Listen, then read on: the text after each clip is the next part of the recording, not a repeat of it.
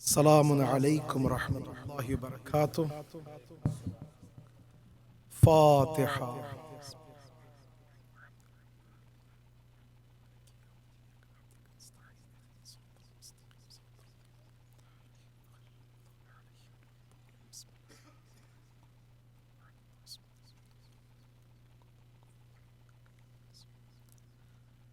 اعوذ باللہ من الشیطان الرجیم، بسم اللہ الرحمن الرحیم۔ لا حول ولا قوة الا باللہ العلی العظیم، افوض امری الی اللہ واللہ بصیر بالعباد، الحمد والثناء للہ رب العالمین، ثم الصلاة والسلام تحت الکرام علی جمیع الانبیاء والمرسلین والشہداء والصالحین والصدیقین وعلى خیر خلقہ البشیر النذیر السراج المنیر الذي سمي في السماء بأحمد وفي الأرضين بأبي القاسم محمد صلى على محمد وعلى آل بيته الطيبين الطاهرين ولعن دائم على أعدائهم أجمعين. أما بعد، فقد قال الله سبحانه تبارك وتعالى في كتابه الكريم: بسم الله الرحمن الرحيم. يا أيها الذين آمنوا كتب عليكم الصيام كما كتب على الذين من قبلكم لعلكم تتقون. صلوات.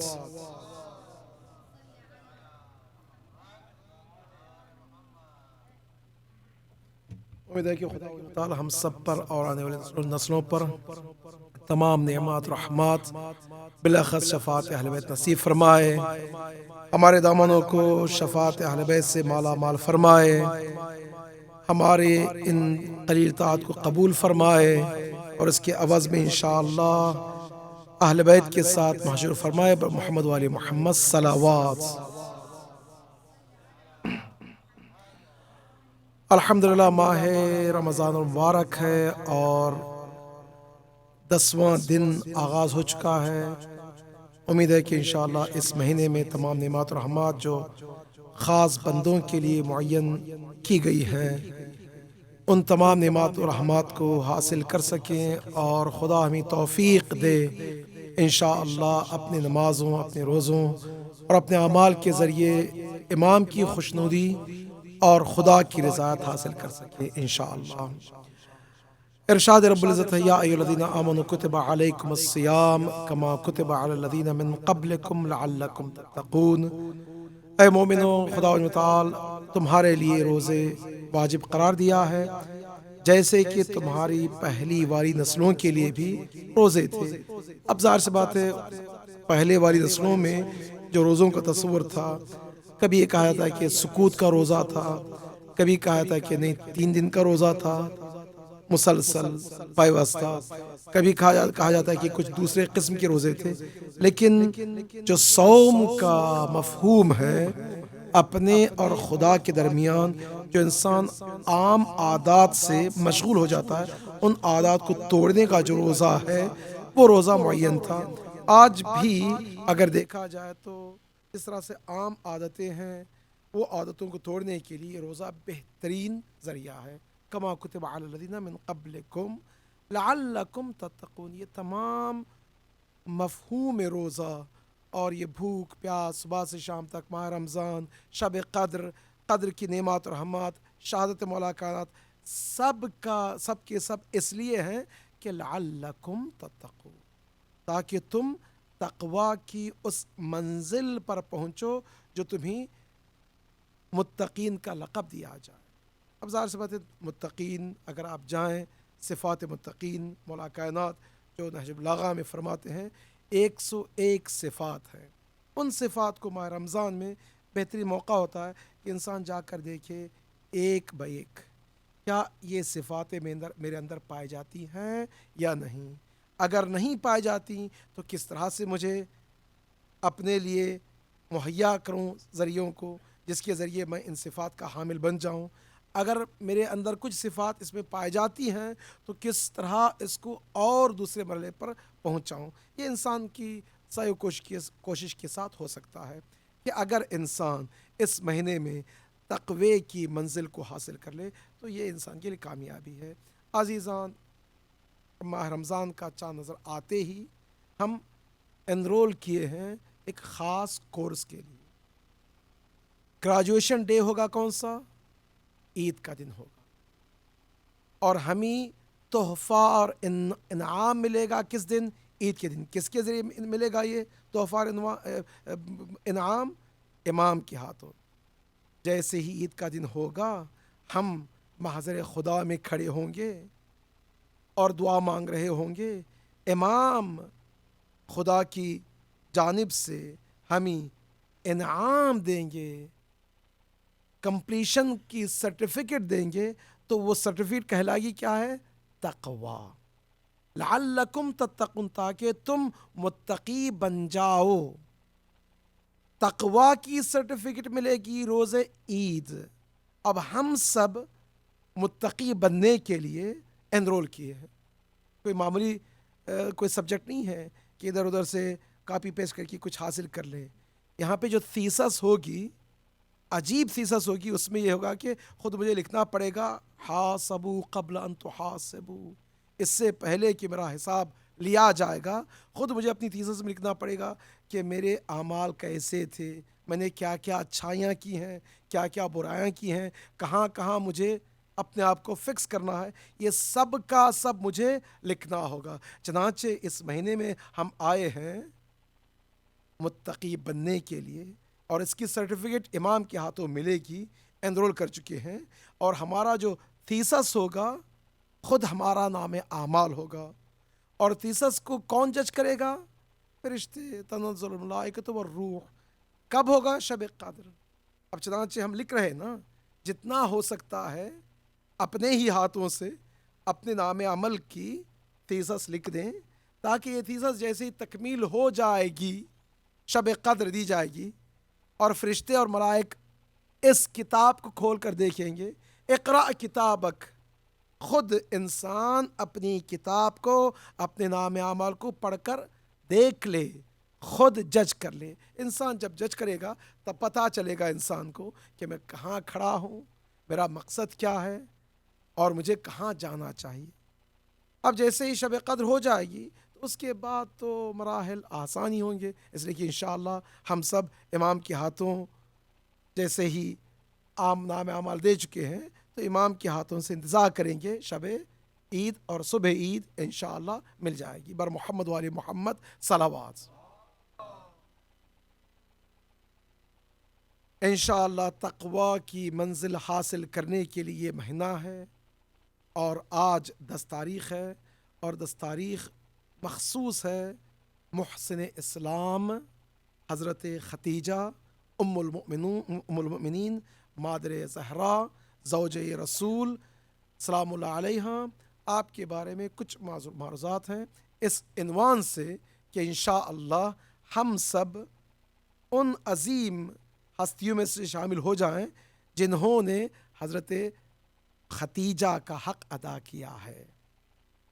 روایت اور حدیث میں جو شخص حضرت ختیجہ کا حق ادا کرنا چاہتا ہے وہ آئے ختیجہ کی معرفت حاصل کرے اور آپ کے فرامین پر چلے اور عمل کرے۔ کوئی معمولی بات نہیں ہے کہ اسلام اس زمانے میں جب محتاج تھا، ختیجہ نے اپنی تمام بذل و جود و ایثار کے ذریعے اس اسلام کو تراوت دی ہے، حیات دی ہے، زندگی دی ہے اس وقت جب ضرورت تھی۔ اب آئیں آپ کی زندگی کے بارے میں، جس طرح سے میں کچھ احادیث روایات عرض کیا میں مغرب سے پہلے، کہ ان روایات میں سے یہ ہے کہ ان الجنت مشتاقۃ الیہا، حضرت ختیجہ کے لیے جنت مشتاق ہے، اشتیاق کے ساتھ انتظار کر رہی ہے۔ اب وہ ہستی جس کے لیے جنت اشتیاق کر رہی ہے، انتظار کر رہی ہے، اب اس ہستی کے بارے میں کیا کہہ سکتے؟ حضرت ختیجہ سلام اللہ علیہ، آپ کی زندگی مکے میں آغاز ہوئی اور مکے میں ہی آپ کی زندگی ختم ہوئی۔ روایات اور احادیث مختلف ہیں کہ آپ کی ایج کیا تھی جب آپ کی شادی حضور سے ہوئی ہے، لیکن یہ تو پتہ ہے کہ حضور کی شادی اس وقت ہوئی جب آپ 27 سال کے تھے۔ اب آپ کی ایج زیادہ ہے کم ہے، اس میں مختلف روایات احادیث ہیں، میں ان روایات احادیث اور تاریخی حقائق کی طرف نہیں جا رہا ہوں۔ کچھ روایتوں میں بتایا جاتا ہے یا تاریخی حوالے سے بتایا جاتا ہے کہ آپ کی پہلے 4 بیٹیاں تھیں، کچھ بتا نہیں وہ 4 بیٹیاں نہیں تھیں بلکہ 4 انہوں نے پالی تھیں۔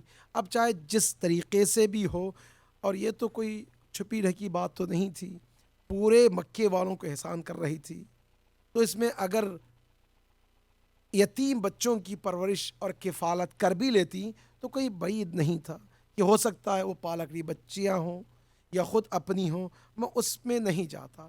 غرض یہ کہ ایک وقت آتا ہے کہ آپ دیکھتی ہیں حضور کے اخلاق اور کردار، معاشرہ اور سوسائٹی اس وقت پورے کا پورا معاشرہ یوں ہوتا تھا کہ وہ شخص جو مرد ہوتا ہے وہ جائے اور پرپوزل دے۔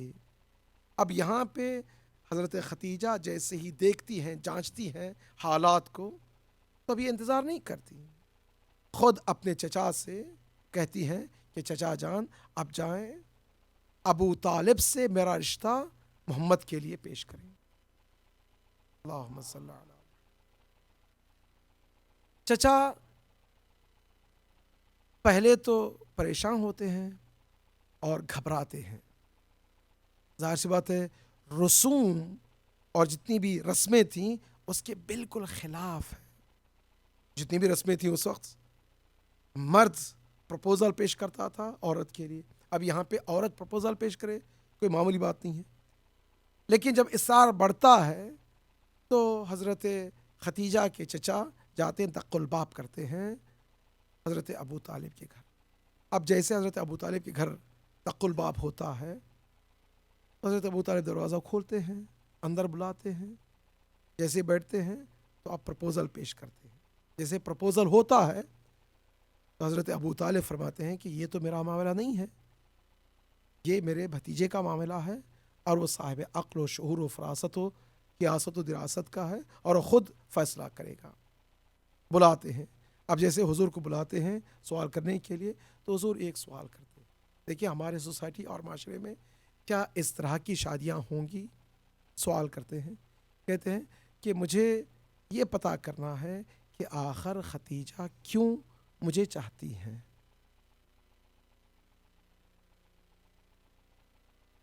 ختیجہ کے چچا کہتے ہیں کہ میں جا کے پوچھ کے لے کر آؤں گا جواب۔ جاتے ہیں اور جیسے ہی حضرت ختیجہ کے پاس جاتے ہیں، دیکھیے نہ حضور کے پاس کوئی اتنی دولت تھی، نہ ایج کے اعتبار سے، نہ دوسرے جو ظاہری اسباب ہوتے ہیں تو اس میں حضور نہیں اتر رہے تھے، دیکھنا چاہ رہے تھے کہ کیا وجہ کیا ہے۔ اب جیسے ہی سوال ہوتا ہے تو حضرت ختیجہ جواب دیتی ہیں انی احبہ لمکارم الاخلاق۔ اللہم صلی علی محمد اللہم صلی علی۔ میری محبت شخص رسول سے، شخص محبت سے اس لیے ہے کہ آپ کے اندر اخلاق کے تمام کمالات پائے جاتے ہیں، اخلاق کا کامل مجسم نمونہ ہے۔ اب اس سے بڑھ کر اور کیا جواب ہوگا؟ چچا آتے ہیں اور دق الباب کرتے ہیں اور عرض کرتے ہیں یا محمد میں نے اپنی بھتیجے سے پوچھا تو بھتیجی جواب دیتی ہیں کہ میں آپ کے اخلاقی کمالات کو دیکھ کر دل دادہ ہو چکی ہوں۔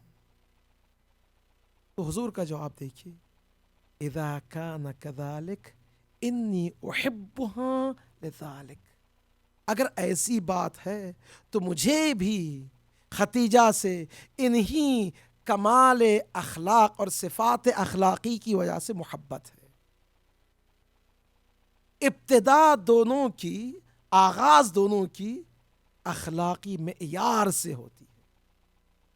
اگر ختیجہ حضور کو محبت کرتی ہیں کمالات اخلاقی کی وجہ سے تو حضور بھی محبت کا معیار بتاتے ہیں اخلاقی کمالات۔ اس کے علاوہ جتنی بھی چیزیں ہوتی ہیں دنیاوی ختم ہو جاتی ہیں۔ یہ جو قرآن مجید میں ومن آیاتہ خلق لکم من انفسکم ازواجا لتسکنوا الیہا وجعل بینکم المودۃ والرحمہ کیوں آیا ہے؟ آج کل ہماری سوسائٹی میں شادی کے سلسلے میں وہ مفہوم ہی نہیں پایا جاتا. شادی کا مفہوم ظاہری طور پہ ہے، کمالات اخلاقی معیار نہیں ہے. جس وقت جس سوسائٹی میں، جس معاشرے میں، جس گھرانے میں، جس فرد کے اندر، جس زندگی میں اخلاقی معیار بن جائیں، کمالات اخلاق حاکم ہو جائے، تو وہ گھر، وہ سوسائٹی، وہ معاشرہ، وہ زندگی آباد ہو جائے. اس کے علاوہ جو بھی معیار رکھیں وہ زود گذر ہے. اگر پیسہ رکھیں ختم ہونے والا ہے، مال رکھیں ختم ہونے والا ہے، دولت رکھیں ختم، جوانی رکھیں ختم، حسن ہے ختم، ہر چیز ختم ہونے والی ہے. جو چیز باقی رہ جائے گی وہ کیا ہے؟ کمالات اخلاق باقی رہ جائے. ظاہر سی بات ہے انسان جب دیکھتا ہے کچھ اور ہے، لیکن جب اندر جاتا ہے زندگی میں تب کچھ اور نکلتا ہے.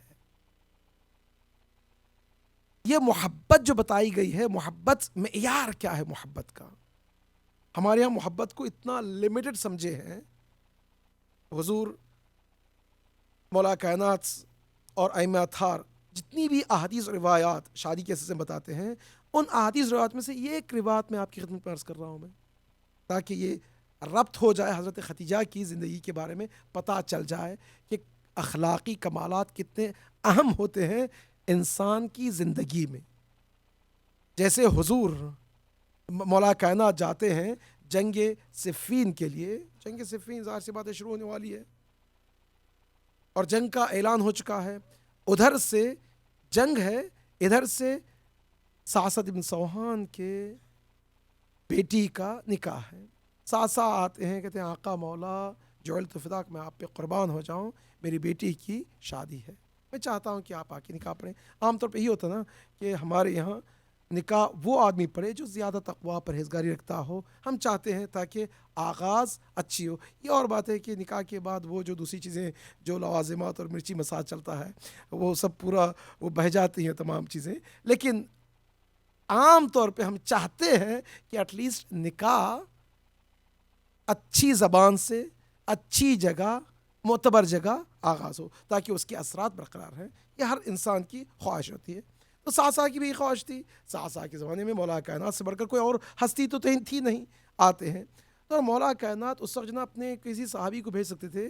ان میں ظاہر سی بات ہے عمار یاسر جیسے عظیم صحابی تھے. عمار یاسر کوئی کم نہیں تھے، اور آپ کے علاوہ، عمار یاسر کے علاوہ دوسرے جو مالک اشتر وغیرہ وغیرہ کافی تھے. تو مولا کائنات کہتے ہیں کہ میں ابھی آ رہا ہوں. جیسے ہی مولا کائنات کہا کہ میں ابھی آ رہا ہوں، ادھر مالک اشتر عرض کرتے ہیں آقا مولا جعلت فداک، میں آپ پہ قربان ہو جاؤں. یہ وقت تھوڑی ہے، آپ نہیں بلکہ ہم میں سے کسی ایک کو بھیج دیں. دیکھیے جنگ میں آپ کا ہونا بہت ضروری ہے.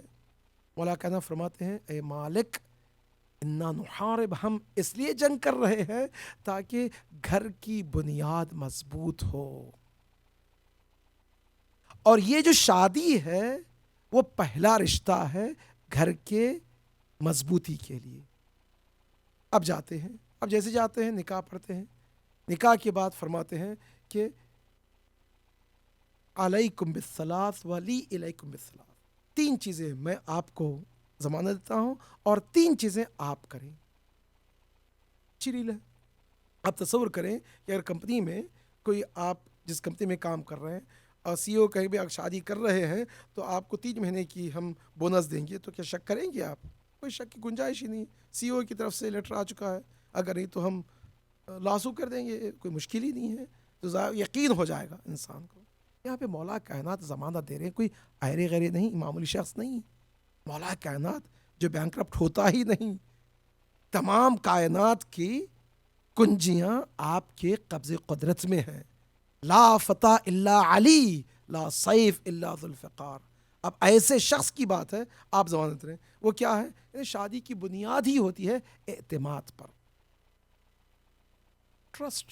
اگر ٹرسٹ نہ رہے تو شادی ختم ہو گئی. اب اس ٹرسٹ کے لیے 3 پلر ہیں. کریں فرماتے ہیں 3 پلر ہیں. سب سے پہلا پلر یہ ہے کہ علیکم بالمحبہ، کمپلیٹ محبت، وہ محبت جو اخلاقی معیار کے تحت ہو. جس طرح سے قربۃ اللہ انسان نماز میں کرتا ہے تو کھڑے ہو کر نیت جو باندھتا اللہ اکبر، کہ یہاں پہ نیت ختم ہو گئی، نہیں. جب رکوع میں جاتا ہے نیت برقرار رہنی چاہیے، جب سجدے میں جاتا ہے نیت برقرار رہنی چاہیے. جب سجدے میں جاتا ہے چونکہ مشکل ترین مرحلہ ہے، وہاں پہ اس کی نیت اور خالص ہونی چاہیے، ٹوٹے گی نہیں. چاہے کھڑا رہے، چاہے رکوع میں جائے، چاہے سجدے میں جائے، چاہے جس حالت میں بھی جائے، اس کی نیت ہونی چاہیے. اسی طرح محبت، چاہے غم میں، چاہے خوشی میں، چاہے حالات اچھے ہوں، اپس ڈاؤن، ہر اعتبار میں انسان اگر محبت کرتا ہے تو یہ محبت اخلاق کے اعتبار سے کامل محبت ہے. ورنہ پیسہ چل رہا ہے، قدرت آ رہی ہے، جوانی ہے، سب کچھ ہے، محبت کے لیے تو کون سا بڑا تیر آپ نے پھینک دیا. اس وقت محبت ہے جب آپ کو ضرورت پڑے. سجدے میں زیادہ نیت ہوتی ہے، اسی طرح مشکلات میں محبت دوہری ہونی چاہیے، دگنی ہونی چاہیے، تاکہ انسان اس محبت میں اخلاقی اعتبار سے پرکھا جائے، سمجھا جائے. تو علیکم بالمحبہ. دوسرا کیا ہے؟ رابطہ، کمیونیکیشن. ہمارے پاس عام طور پہ ہوتا ہے کہ چھوٹی سی بات کو رابطہ ٹوٹ گیا. جیسے ہی رابطہ میاں بیوی کے درمیان ٹوٹ جاتا ہے تو کون اسپوک پرسن ہے؟ الشیطان ینطق عنہما. شیطان ان دونوں کی جانب سے گفتگو کرے گا، میں اور آپ نہیں، میاں بیوی نہیں، شیطان. اب جس زندگی میں شیطان اسپوک پرسن ہوگا اس زندگی کا کباڑہ کیا ہوگا؟ ہمارے یہاں ہمارے استاد کہا کرتے تھے کہ لنڈا بازار میں بھی وہ شادی بکے تو وہ بکے گی نہیں. اسے کہ اتنی وہ شادی بگڑ چکی ہے، شیطان گفتگو کر رہا ہے، شیطان اس کا اسپوک پرسن ہے، ظاہر سی بات ہے. اب یہ شیطان، ٹھیک ہے، شاید علیکم بالمرابطہ، کمیونیکیشن. اور تیسرا کیا ہے؟ علیکم بالمغفرہ، معاف کرنا. تو ٹرسٹ اگر آباد کرنا ہے تو کمپلیٹ محبت ہونی چاہیے، کمیونیکیشن ہونا چاہیے، اور تیسرا پلر کیا ہے؟ تیسرا جو پلر کیا ہے؟ ایک دوسرے کو معاف مانگ. اس لیے کہ ہر انسان اپنی زندگی میں غلطی کرے گا. کوئی ایسا شخص نہیں ہے جو کہے کہ میں غلطی نہیں کرتا. ہم سب غلطی کرتے ہیں، غلطی کے مجسم نمونے ہیں، پتلا ہے غلطی کا. اب ظاہر سی بات ہے غلطیاں ہو جاتی ہیں. غلطی میں اگر ایک دوسرے کی معافی مانگ کر گزر جائیں تو زندگی آباد ہوگی. ٹھیک ہے. تو مولا کا فرماتے ہیں اگر تم یہ 3 چیزیں کرو گے، محبت، کمیونیکیشن اور معاف کر دینا ہے، اگر تم کرو گے تو میں تمہیں 3 چیزوں کی ضمانت. پہلی ضمانت کیا ہے؟ دنیا میں برکت آ جائے گی. جس زندگی میں برکت آ جائے وہ زندگی نورانی زندگی ہو جائے گی. ومن دخلہ کان آمنا. یہ حضرت آدم علی نبینا علیہ الصلوۃ جنت میں تمام انہیں نعمات سے مالا مال ہیں. خدا تعالیٰ فرماتا ہے اے آدم تمہیں مسجود ملائکہ قرار دیا ہے، تم بتاؤ کوئی مشکل ہے؟ الہنا ربنا ما لہذا. خدایا تمام ملائکہ تو سجدہ کر رہے ہیں لیکن مجھے سکون اور چین نہیں ہے. فخلقہ حوا فزوجہ. حوا کو خدا ان خلق کرتا ہے اور شادی ہوتی. جیسے شادی ہوتی ہے آدم ماشاءاللہ کمر سیدھی ہو گئی، کہتے ہیں کہ الہنا ربنا ماشاءاللہ، یہ سکون، یہ چین. خدا ان پر فرماتا ہے یا آدم اسکن انت و زوجک الجنہ. جاؤ تم اپنی زوجہ کے ساتھ جنت میں جا کر نعمات حاصل کرو، خوشیاں مناؤ. ولا تقربا هذه الشجرہ. پہلا امتحان یہ کہ یہ درخت سے قریب نہ ہونا. اب سکون اور چین انسان کو زندگی میں اسی وقت ہوتا ہے جب حقیقی محبت کا مظاہرہ کرے. لیکن محبت میں شک ہے، شبہ ہے، ٹرسٹ نہیں ہے، ادھر جا رہے ہیں ادھر جا رہے ہیں، ای میل چیک ہو رہے ہیں، ٹیکسٹ میسیجز چیک ہو رہے ہیں، اب سونگ کے دیکھ رہے ہیں کہاں گئے. اس میں کون سا ٹرسٹ باقی رہ گیا ہے اور انسان کی زندگی کیا رہ جائے گی؟ اور یہ یقیناً یہ 40-50 سال ہی رہ جائیں گے. یعنی آپ جب شادی کریں گے اس سے لے کر جو نا وہ 40-50 سال تک ہی آپ کی زندگی اچھی رہے گی. اس کے بعد جب بوڑھے ہو جائیں گے تو ایک دوسرے کے محتاج ہو جائیں گے, آپ مجبوراً ایک دوسرے کو چاہیں گے. لیکن یہی جو 20-25-30-40 سال جو بیچ کے رہ جاتے ہیں وہی اچھا ایام ہے. اب اس میں اگر انسان آئے اور اپنی زندگی کو تباہ کر دے تو آخر میں کیا رہ جائے؟ ملاک معیار نہیں ہے نا. تو یہ محبت, کمیونیکیشن اور ایک دوسرے کو معاف کر دینا ملاک معیار ہے تاکہ زندگی میں برکت آئے. اب جب برکت نہیں آتی زندگی میں کیا ہوگی؟ میاں پہلے شادی سے پہلے عام طور پہ یہاں کی بات نہیں بتا رہا ہوں, کچھ لوگ 24 گھنٹے تو 26 گھنٹے گفتگو کرتے ہیں, شادی کے بعد 10 گھنٹے ہو جاتے ہیں. 4-5 سال کے بعد ہوتا یہ ہے کہ تھوڑا انمن ہو گئی تو جیسے فون آیا استغفر اللہ ربی واتوب الیہ, ایسے کوئی جہنم سے کال آ گئی ہے, اور کوشش کرتا ہے کہ ادھر ادھر اپنی زندگی گزر جائے, مطلب ایسے ٹائم پہ جائے آہستہ دروازہ کھولے جا کے کوچ میں سو جائے. یہ کوئی زندگی بھی؟ آخر یہ کیا کر رہا ہے انسان؟ کہاں بھاگ رہا ہے؟ تو مذاق کی بات نہیں ہے. انسان کو دیکھنا چاہیے جیسے انسان اپنے گھر میں جائے سکون چین قرار پائے. یہی تبھی تو زندگی ہوتی ہے نا. اگر انسان کی زندگی میں چین نہ ہو تو کیا ہوگا؟ مولا کہتے فرماتے ہیں میں ضمانت دے رہا ہوں آپ کی زندگی کی برکت کی. دوسری ضمانت کیا ہے؟ اس دنیا میں برکت ملے گی لیکن قبر میں تمہاری رحمت کے لیے آؤں گا. اللہ اکبر. قبر بھی تمہاری آباد ہو جائے گی. اور تیسرا کیا ہے؟ بہشت میں قیامت میں جیسے ہی کھڑے ہو تم خدا کی بارگاہ میں, اس وقت غفران الہی کی ضمانت میں کر رہا ہوں.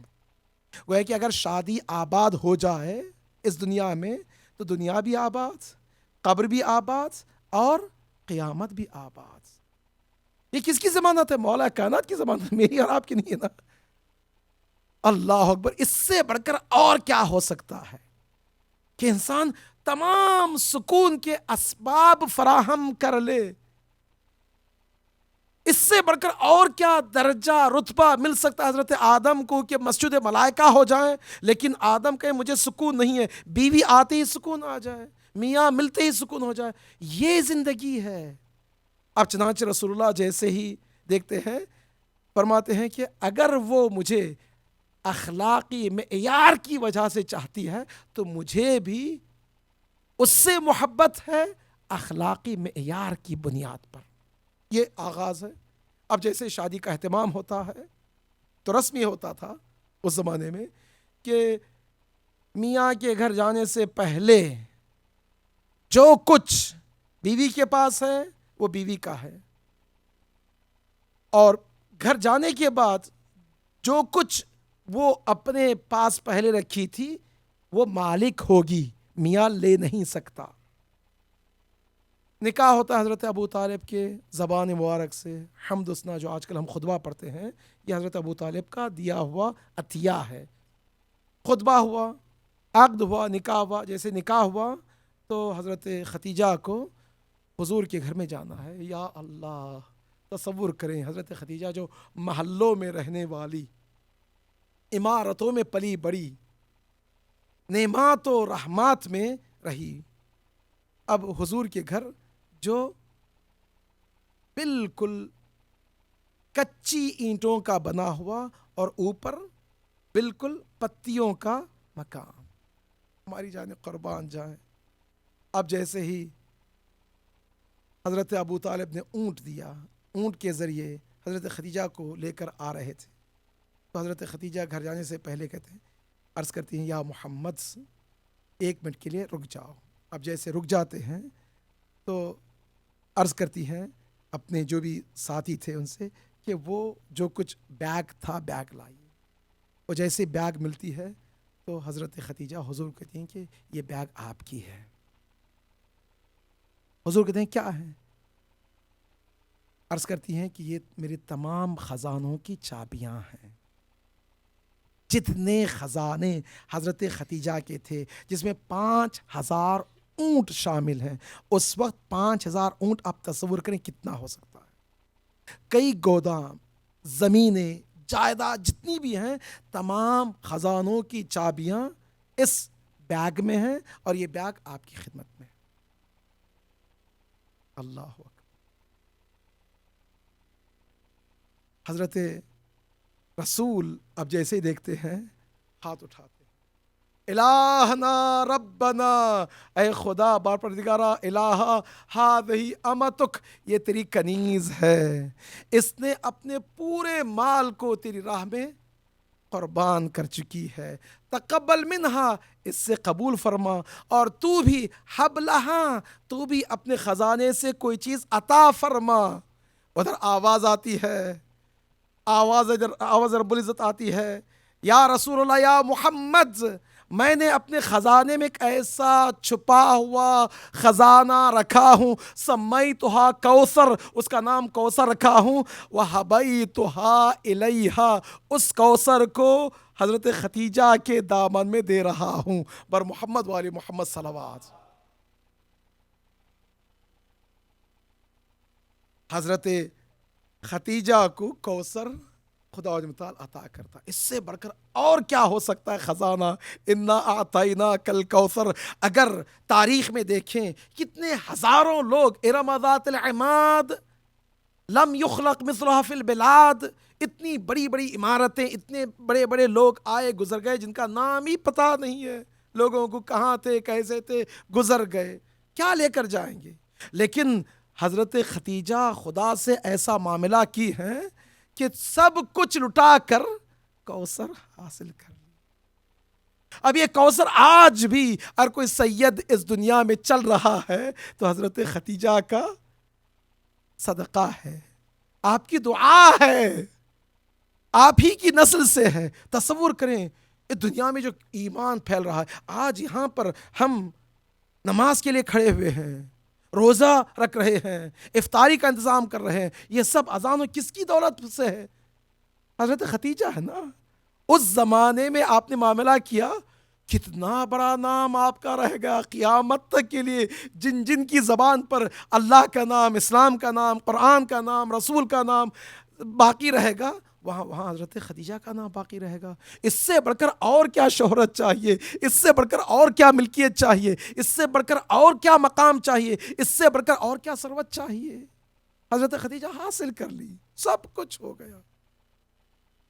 حضرت ختیجہ حضور کے گھر میں زندگی گزار رہی ہیں۔ اب چند دن، چند مہینے، جتنے بھی دن گزرے تھے، گزر رہے تھے، یہاں تک کہ آپ معراج پر تشریف لے آتے ہیں۔ معراج سے واپس آنے کے بعد بہشتی میوہ، نتیجہ وہ کوثر جو خدا تعالی وعدہ کیا تھا، وہ کوثر مل چکا۔ اب یہاں پہ ختیجہ کے لیے، حضرت ختیجہ کے لیے ایک ہی دولت ہے اس دنیا میں، اس کا نام ہے حضرت زہرا۔ لکھا گیا تاریخوں میں، قرآن مجید میں آپ نے دیکھا ہے نا کہ عام طور پہ خدا متعال کسی کا نام لے کر کوئی وہاں پہ عذاب کا ذکر نہیں آیا ہے۔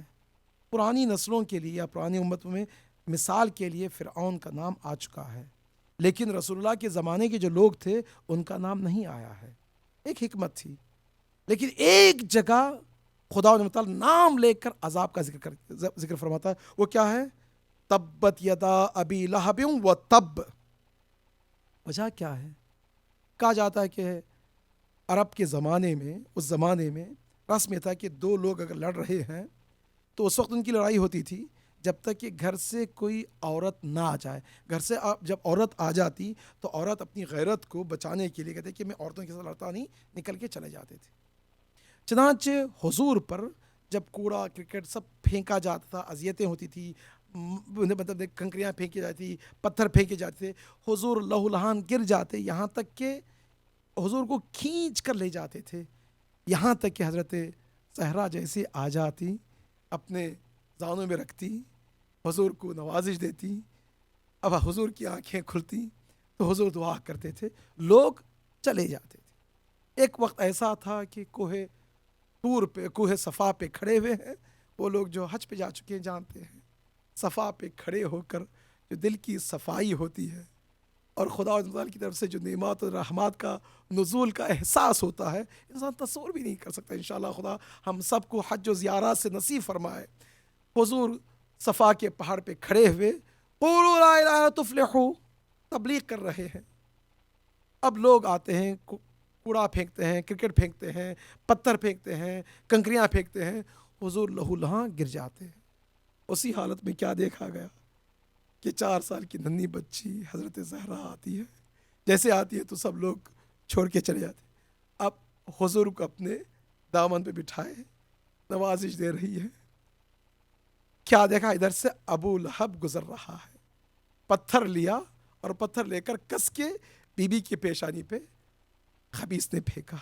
اب جیسے پتھر پڑا، خون کا فوارہ گرا، خون کے قطرات جیسے ہی حضور کے چہرے مبارک پر پڑے، آنکھیں کھلی۔ ابھی آپ کی زبان سے کچھ نہیں نکلا تھا، آیت نازل ہوئی تبت یدا ابی لہب و تب، وہ ہاتھ ٹوٹ جائے جو فاطمہ پر اٹھے تھے۔ اللہ اکبر، ہماری جان قربان جائے۔ یہ سورہ تبت یدا ہے، یہ عظمت حضرت زہرا ہے۔ اب جیسے ہی حضرت خدیجہ کو پتہ چلتا ہے، خدیجہ منقلب ہے، حضرت زہرا کو مرہم پٹی کر رہی ہے، کہتے خدا تو خود گواہ رہنا، یہ تیری کنیز ہے، یہ میری بیٹی ہے، تیرا ہدیہ ہے، کوثر ہے، اس کو اذیت برداشت نہیں ہے۔ مرہم پٹی کر رہی ہے، نہ جانے ماں کی کیا حسرت ہوگی، ماں کی کیا تمنا ہے، ماں اور بیٹی کی درمیان گفتگو ہے۔ یہاں تک کہ حضرت خدیجہ کے آخری ایام ہیں، جب اس دنیا سے جا رہی ہے تو کئی نصیحتیں فرماتی ہیں۔ ان نصیحتوں میں سے ایک نصیحت یہ بھی ہے کہ اے رسول، میں جانتی ہوں کہ تم باپ کا حق ادا کرو گے، سب کچھ ہوگا، لیکن مجھے خوف ہے، ڈر ہے یہ زہرا سے کہیں ایسا نہ ہو کہ اس بچی پر تماچے پڑیں، اس بچی پر تازیانے پڑیں، اس بچی پر لوگ ہاتھ اٹھائیں۔ ہاں، یہ کہتے کہتے دنیا سے گزر گئی، ہماری جانیں قربان جائیں۔ یہاں تک کہ ان نصیحتوں میں سے ایک نصیحت یہ بھی تھی کہ اے اسماء بنت امیس، یہ بچی ابھی شادی کے قابل ہوگی، اب جیسے شادی ہوگی تو ماں کا سایہ ضروری ہوتا ہے۔ ہر ماں کے لیے ایک تمنا ہوتی ہے کہ بیٹی شادی کر رہی ہو اور شادی میں بیٹی کا ہاتھ دیا جائے، مدد کی جائے۔ اسماء، اس دنیا سے میں جا رہی ہوں، تمہیں خدا کا واسطہ ہے، رسول کا واسطہ ہے کہ اس بیٹی کا خیال کرنا، حق مادری عطا کرنا۔ اسماء بنت امیس حضرت زہرا کی شادی میں پورا حق ادا کرتی ہیں۔ ہاں عزیزان، جب حضرت خدیجہ دنیا سے جا رہی ہیں تو سب سے زیادہ درد، دکھ اور ڈر آپ کے لیے حضرت زہرا کا تھا۔ ہماری جانیں قربان جائیں، آپ اس دنیا سے گزر گئی۔ اب بچی حضرت زہرا گریہ کر رہی ہے، ماں کو آواز دے رہی ہے، حضور غسل و کفن میں مہیا ہے، غسل و کفن دے کر، نماز پڑھا کر رات کی تاریکی میں جنازہ اٹھاتے ہیں، کہیں ایسا نہ ہو کہ قریش کے لوگ آ کر توہین کریں۔ وہ ملیکۃ العرب رات کی تاریکی میں جنازہ اٹھایا جا رہا ہے، وصیت پر ہاں آئیں۔ حضرت زہرا سلام اللہ علیہا پر جو مصیبتیں ٹوٹ پڑی، رات کی تاریکی میں وصیت ہو رہی ہے، یا علی غسل لی وکفنی باللیل۔ علی، میری ماں کی وصیت تھی رات میں غسل کے لیے، رات میں کفن کے لیے، رات میں دفنانے کے لیے، میری بھی وہی وصیت ہے۔ ہاں، صرف فرق یہی ہے، یا خدیجہ ہماری جانیں قربان جائیں، ہم آپ پہ قربان ہو جائیں، آپ ام المؤمنین ہیں، آپ نے وصیت کی، بیٹی پہ کچھ برداشت نہیں کر سکی۔ آئے دیکھیں، حضور اس دنیا سے گزرتے ہیں، چند دنوں بعد آپ کے در پہ آتے ہیں اور در جلتا ہوا در گرا دیتے ہیں۔ اللہ اکبر، تازیانے۔ اب جب حضرت زہرا زمین پہ گرتی ہے، آواز دیتی ہے، خدا جو جو میرے پیٹ میں محسن تھے شہید ہو گئے۔ اللہ اکبر۔ اب رات کی تاریکی میں جیسے مولا کائنات غسل کا اہتمام کرتے ہیں، غسل کے لیے جیسے ہی مہیا ہوتے، کیا دیکھا مولا کائنات کی زبان سے چیخ نکلتی ہے، ادھر سے عورتیں جمع ہو جاتی ہیں، اسما جمع ہو جاتی ہے، عرض کرتی ہے آقا مولا اگر کیا وجہ ہے؟ مولا کائنات فرماتے ہیں ارے ٹوٹی ہوئی پسلی، زہرا نے آج تک مجھے نہیں بتایا، ادھر زہرا کا جنازہ، یتیم بچے، حسن حسین على لعنة الله والقوم الظالمين سيعلم الذين ظلموا أي منقلب ينقلبون۔ خدا پروردگارا الہ رب جل رب عظیم، اے رب کریم تمام نعمات رحمات بالاخص نعمت خاص اس مہینے کی نعمات نازل فرما، گناہ کبیرہ و صغیرہ سے بچنے کی توفیق عنایت فرما۔ خدا پروردگارا الہ رب جل رب عظیم، جہاں جہاں مومنین پریشان ہیں، عالم کائنات جہاں جہاں پریشان ہیں، چاہے وہ سوریہ ہو، یمن ہو، بحرین ہو، فلسطین ہو، پاکستان ہو، کشمیر ہو، عراق ہو، افغانستان، جہاں جہاں پریشان حال ان کی پریشانی دور فرما۔ اے خدا پروردگارا الہ رب جل رب عظیم، اے رب کریم تمام اسلامک سینٹرز بالاخص اس مملکت میں جہاں جہاں اسلامک سینٹرز ہیں ان کو آباد فرما، اور ہمیں توفیق دے ان لوگوں میں سے محشور ہو سکیں جنہوں نے اسلامک سینٹرز کی آبادی کے لیے اہتمام کیا تھا۔ امام زمان کے حضور میں تعجیل فرما، اور ہم سب کو ان کے اعوان و انصار میں شمار فرما بالنبی و آلہ۔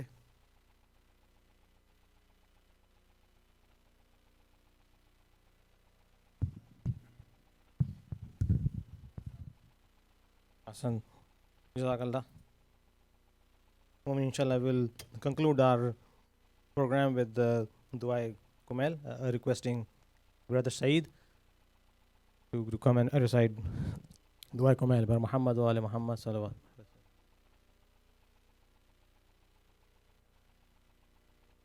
Brother Saeed, okay, he left. If you have any other volunteer who wants to recite, inshallah, Dua Kumail, Brother Wajad, inshallah. By Muhammad wa ali Muhammad salawat.